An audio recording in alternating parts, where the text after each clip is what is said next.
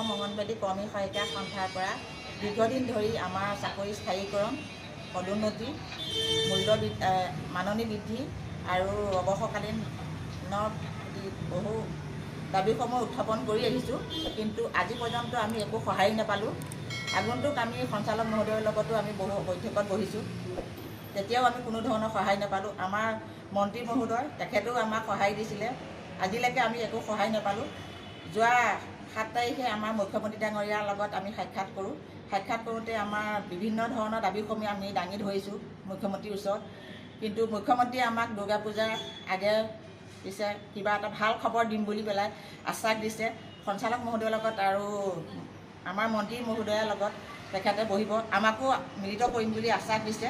কিন্তু আমি দুৰ্গা পূজালৈকে বাট চাম যে আমাৰ তেনেকুৱা ভাল খবৰ যদি নাপাওঁ, পিছত আমি বেলেগ বিহিত ব্যৱস্থা ল'ম বুলি আমি আলোচনা কৰিছোঁ। কিন্তু আমাৰ আজি পৰ্যন্ত কিয় দাবীসমূহ মানি লোৱা নাই, সেইটোৱে আমি বৰ দুখিত।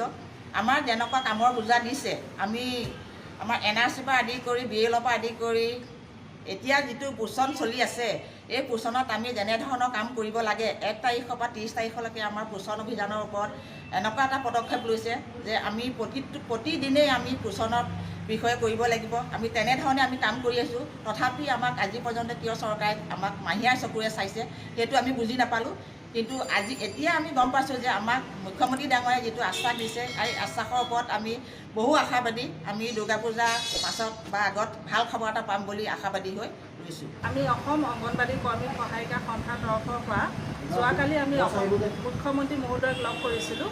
তেখেতে আমাক বহুত সুন্দৰকৈ আশ্বাস এটা দিছে যে দুৰ্গা পূজাৰ আগে পিছে আমাৰ লগত তেওঁ বহিব, লগতে সমাজ কল্যাণ মন্ত্ৰী সঞ্চালক মহোদয়। সেই দিনটোত আমাৰ সংগঠনৰ বিষয়ববীয়াসকলক মাতি তেওঁ আমাৰ হাতত কিবা এটা ভাল উপহাৰ দিম বুলি আমাক আশ্বাস প্ৰদান কৰিছে। সেইকাৰণে আমি আশা কৰিছোঁ অসমৰ চুকে কোণে অংগনবাড়ী কৰ্মী সহায়িকাসকলে অসমৰ মুখ্যমন্ত্ৰী মহোদয়ক বহুত বহুত ধন্যবাদ দিছোঁ। আমি দুৰ্গা পূজাৰ পিছত আমি সেই সভাখনত যাতে মুখ্যমন্ত্ৰীৰ হাতৰ পৰা আমি সেই উপহাৰ টোপোলাটো ল'বলৈ আশা কৰি আছোঁ। যদিহে তেওঁ ইমান সুন্দৰকৈ আশ্বাস দিছে, যদি তেওঁ সেই উপহাৰটো আমাৰ হাতত তুলি নিদিয়ে, পৰৱৰ্তী সময়ত আমি সংগ্ৰাম কৰিবলৈ বাধ্য হৈ পৰিম। অসম অংগনবাড়ী কৰ্মী সহায়িকা সন্থাৰ তৰফৰ পৰা আমি দীৰ্ঘদিনে আমি দাবী উত্থাপন কৰি আহিছিলোঁ।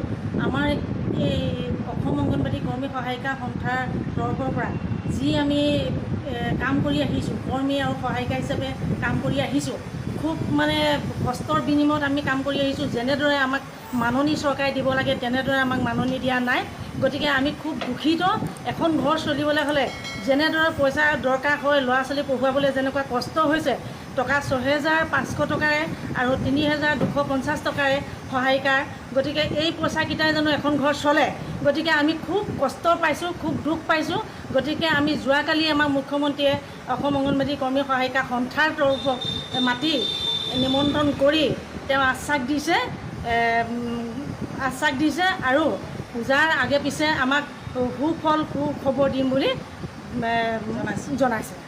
গতিকে বাইদেউসকল, আপোনালোকে নিশ্চয় জানিব পাৰিলে যে অংগনবাড়ী কৰ্মী সহায়িকা সন্থাই জনোৱা মতে ৰাজ্যৰ মাননীয় মুখ্যমন্ত্ৰী মহোদয়ে অংগনবাড়ী কৰ্মী সহায়িকা সন্থাৰ লগত এখন আলোচনাত বহে আৰু সেই আলোচনাত মুখ্যমন্ত্ৰী মহোদয়ে আশ্বাস দি কয় যে অহা দুৰ্গা পূজাৰ আগে পিছে ৰাজ্যৰ অংগনবাড়ী কৰ্মী আৰু সহায়িকাসকলৰ দৰমহা বৃদ্ধিৰ ওপৰত ঘোষণা কৰিব। গতিকে বাইদেউসকল, এয়া নিশ্চয় ৰাজ্যৰ অংগনবাড়ী কৰ্মী সহায়িকাসকলৰ বাবে এটা অত্যন্ত সুখবৰ, কিয়নো মুখ্যমন্ত্ৰী ডাঙৰীয়াই জনোৱা মতে অহা দুৰ্গা পূজাৰ আগে পিছে, হয় আগতে নহ'লে দুৰ্গা পূজাৰ পিছতে ৰাজ্যৰ অংগনবাড়ী কৰ্মী আৰু সহায়িকাসকলৰ দৰমহা বৃদ্ধি হ'বলৈ গৈ আছে। গতিকে বাইদেউসকল, লগৰ বান্ধৱীসকলক এই ভিডিঅ'টো শ্বেয়াৰ কৰি আজিৰ এই গুৰুত্বপূৰ্ণ খবৰটো জনাই দিব আৰু নতুনকৈ অহা বাইদেউসকলক অনুগ্ৰহ কৰি আমাৰ এই চেনেলটো ছাবস্ক্ৰাইব কৰি ল'ব। ধন্যবাদ।